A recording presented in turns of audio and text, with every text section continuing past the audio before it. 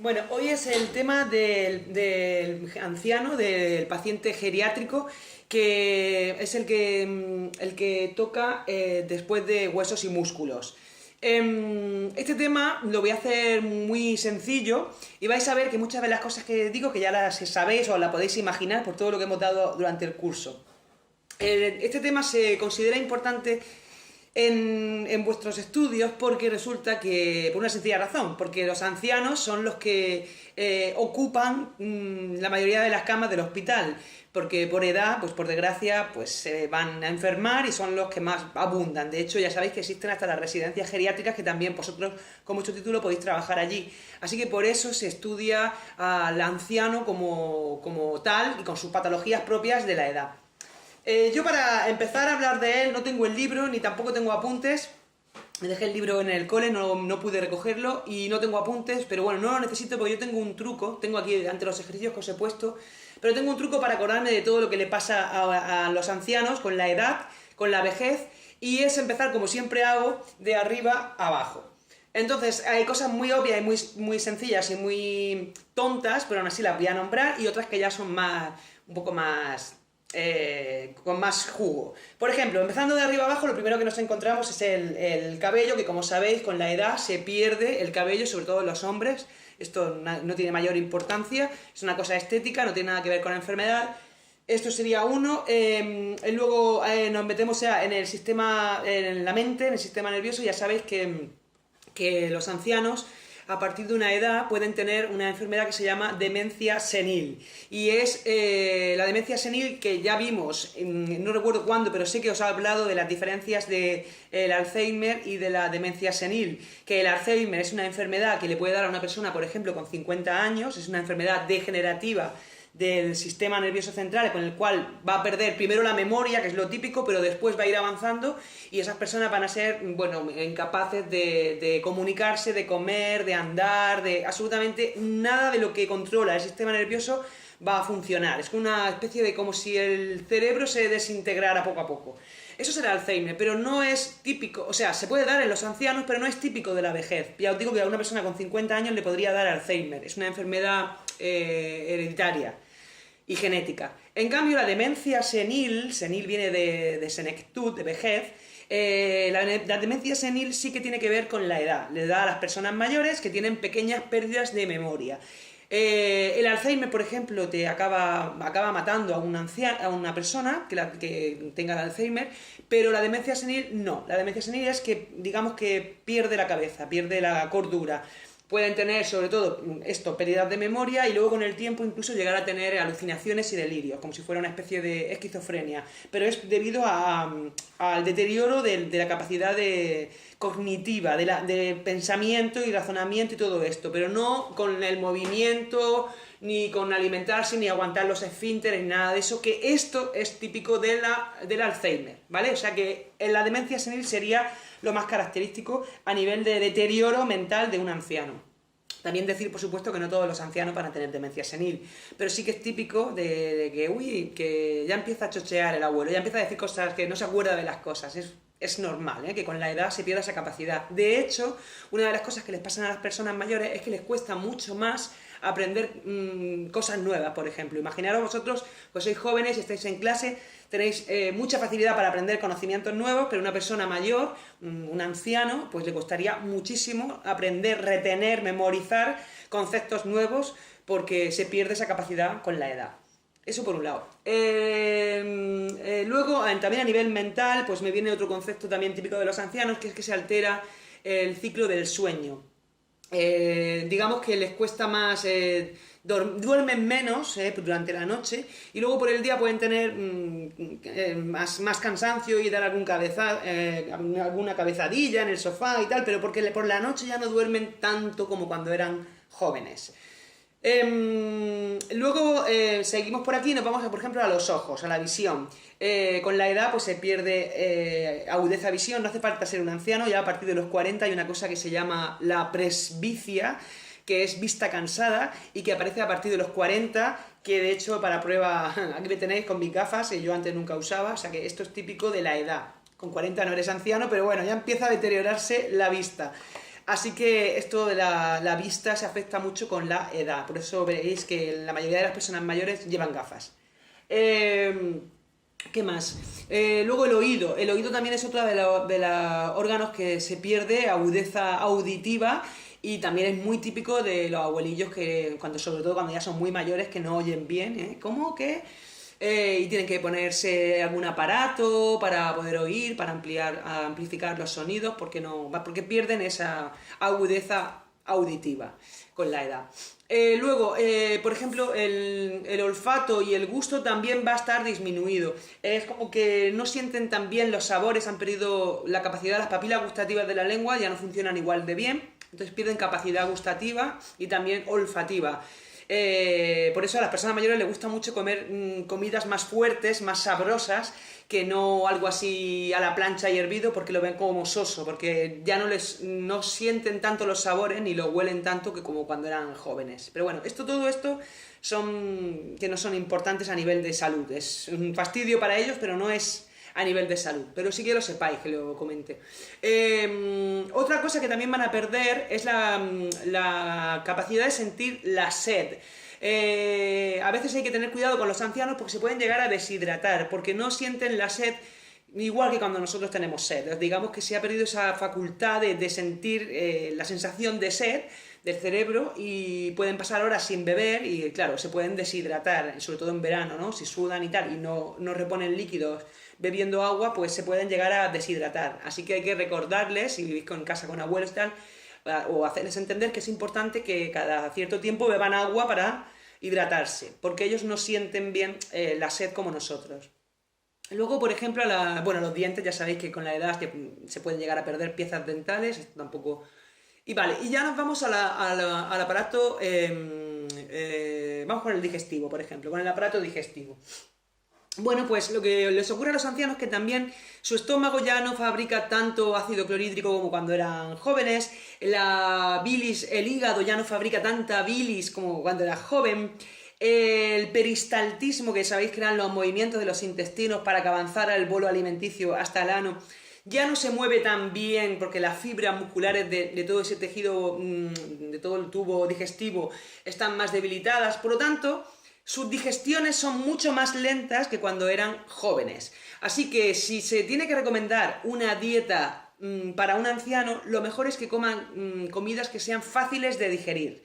Imaginaros un abuelillo pues que ya muy mayor, si le ponemos, por ejemplo, yo que sé, un filete de carne roja, un entrecot de ternera, por ejemplo, con patatas fritas y con una salsa, y luego un postre dulce, e incluso una copa de vino, y no sé qué, todas estas comidas que son muy pesadas, le va a costar mucho digerirlas. A lo mejor nosotros en 2 horas ya hemos hecho la digestión y ya estamos, y ellos estarían repitiendo con malestar porque su aparato digestivo funciona mucho más lento y peor porque no fabrica tanto jugos como antes, entonces no puede romper los alimentos como nosotros ni absorber bien los nutrientes. Entonces, ¿cuál es la dieta recomendable para un anciano? Pues primero que sea rica en fibra, que coman mucha fruta y mucha verdura. ¿Por qué? Porque como el peristaltismo es lento, pues si comen más fruta y verdura que lleva fibra, favoreces que las heces se hagan más voluminosas y, por supuesto, beber agua, y entonces favoreces el movimiento de las tripas y que puedan ir al baño. Es muy típico, si alguna vez trabajáis en hospitales o en residencias y estáis con ancianos, que os dirán: ay, es que llevo 2 o 3 días sin ir al baño, ay, es que no voy al baño. Están siempre preocupados con lo de ir al baño. Y eso es por eso, porque si no comen suficiente fibra y se hidratan bien, van a ser estreñidos, simplemente por el hecho de que su aparato ya no funciona, el digestivo ya no funciona tan bien.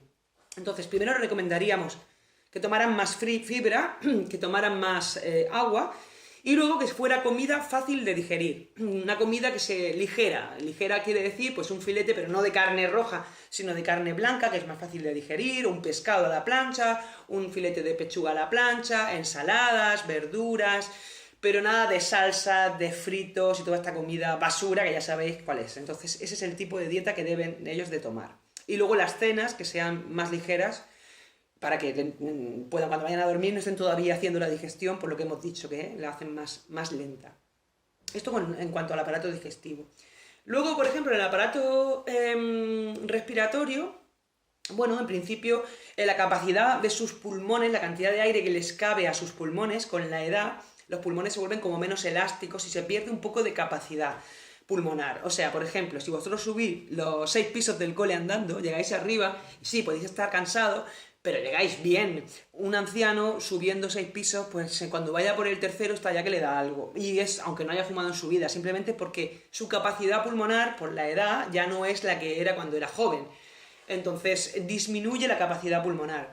Otra cosa también que les ocurre es que, ¿recordáis cuando vimos el aparato respiratorio que en los bronquios, en su interior, que tenían mucosa, las células de la mucosa tenían unos cilios, que eran las células de la mucosa fabricaban el moco para que se quedaran pegadas las toxinas que entran por el aire y que luego salieran con los mocos, o las bacterias o los virus, y los cilios de estas células movían ese moco para que fuera ascendiendo hasta las vías altas y que luego al toser o al estornudar saliera. Vale, pues con la edad esos cilios también se estropean.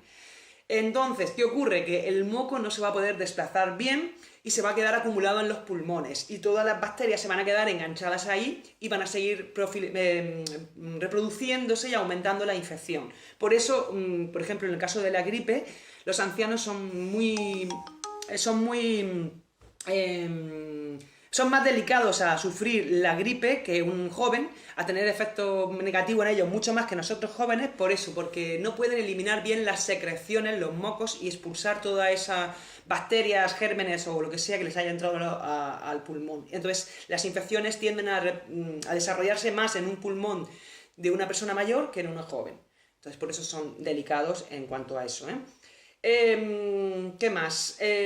Luego, por ejemplo, el aparato cardiocirculatorio, pues obviamente el músculo ya no va a tener la misma capacidad, la misma fuerza que cuando era joven. Un corazón de una persona joven, aunque no hayas hecho deporte, simplemente por el hecho de que es joven y las células de las fibras musculares de tu corazón son jóvenes, pues tiene mucha más fuerza y más capacidad para bombear la sangre y la circulación en general te va mejor. En cambio, con la edad, ese corazón va a perder esa fuerza en las contracciones y va a sufrirlo, ¿no? En el ejemplo, por ejemplo, de subir las escaleras, pues se asfixian porque los pulmones no pueden expandirse igual de bien que antes para coger todo el oxígeno que necesitas cuando estás haciendo ejercicio, pero es que el corazón tampoco va a tener la fuerza necesaria para impulsar la sangre y que le llegue el oxígeno a todas las células musculares de ese momento que están haciendo el ejercicio, ¿no? Así que suelen tener problemas, obvio, de corazón, también van a tener problemas de circulación, por eso con la edad aparecen, por ejemplo, las varices, porque la sangre se queda estancada en la parte de... O sea, el corazón impulsa la sangre, baja, pero no tiene fuerza suficiente, esa fuerza que le ha dado la sangre no tiene el empuje suficiente para volver a subir por las venas. Ya sabéis que las válvulas que hay en las venas de las piernas para que la sangre no se quede abajo y no se queden los tobillos hinchados, ¿os acordáis de los edemas? Pues esas válvulas también están defectuosas. Es que al final, si lo pensáis, por desgracia, con la edad todo está defectuoso. Entonces la sangre no va a poder subir bien por las venas y se va a quedar estancada en los tobillos, en la zona de las piernas bajas. Y ahí es donde se forman los edemas, las piernas hinchadas, muy típico de haberlo visto seguro en personas mayores que tienen las piernas hinchadas, sobre todo al final del día, y también les salen varices. Las varices es muy típico que salgan con la edad. Aunque no trabajen de pie, ni estén de pie, ni nada, simplemente por una cuestión de que ya no circula bien la sangre, por esto del corazón. ¿Qué más? Otro problema también de la edad es la arteriosclerosis. ¿Sabéis que la arteriosclerosis, que la vimos en el tema del corazón, era cuando arteriosclerosis esclerosis significa endurecimiento, o sea, es el endurecimiento de las paredes de las arterias. ¿Sabéis que las arterias son vasos sanguíneos que son elásticos, ¿no? Que cuando viene una ola de sangre, pues se hacen grandes y cuando disminuye esa ola, cuando acaba de pasar el impulso, se hacen más estrechitos, ¿no? O sea, se adaptan. Pues lo que ocurre con la edad, que sabéis que todas las personas mayores suelen tener problemas de hipertensión. ¿Por qué tienen la tensión alta? Porque con la edad las paredes de las arterias se endurecen, ya no pierden esa elasticidad, porque tienen menos elastina, igual que la piel, porque tienen menos elastina y no se estiran tanto como antes. Por lo tanto, están siempre más rígidas, más tiesas, duras, y eso hace que aumente la tensión. Independientemente de que puedan tener el colesterol alto y que se les acumule colesterol, la grasa dura en las paredes, ¿eh? Que a veces cuando uno habla de arteriosclerosis, a lo mejor solo opina la mente lo de las placas de ateroma del colesterol, pero no, a veces puedes tener arteriosclerosis, tener las arterias endurecidas y no tener colesterol, simplemente las tienes endurecidas por una cuestión de edad. O sea que es muy típico que cuando las personas se hacen mayores la tensión les suba mucho más que cuando eran jóvenes. Hacemos un descanso.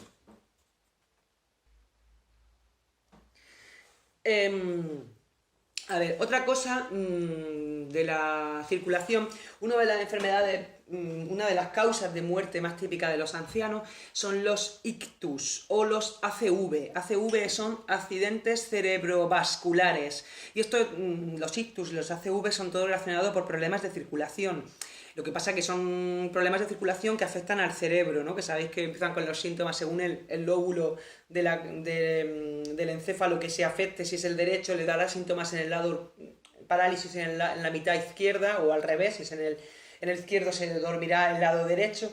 Estos ictus o accidentes cerebrovasculares es por culpa precisamente de eso, de la mala circulación que tienen en general. O sea que esa es una de las causas de muerte de ancianos. A veces una persona puede tener un ictus y no tiene por qué fallecer, pero igual que los infartos, pero es típico que bueno, o dejen secuelas o que incluso si es muy, muy grande esa zona donde no llega la sangre porque se ha obstruido o se ha cerrado, se ha bloqueado, puede llegar a morir la persona, ¿no? Esa es una de las causas. Otra causa de muerte de los ancianos son los infartos, pero también es por lo mismo, si no circula bien la sangre tampoco va a circular bien en las arterias coronarias del corazón, las que dan sangre al propio tejido cardíaco, ¿no? Para que esté vivo. Acordaros lo que era el infarto y la angina de pecho.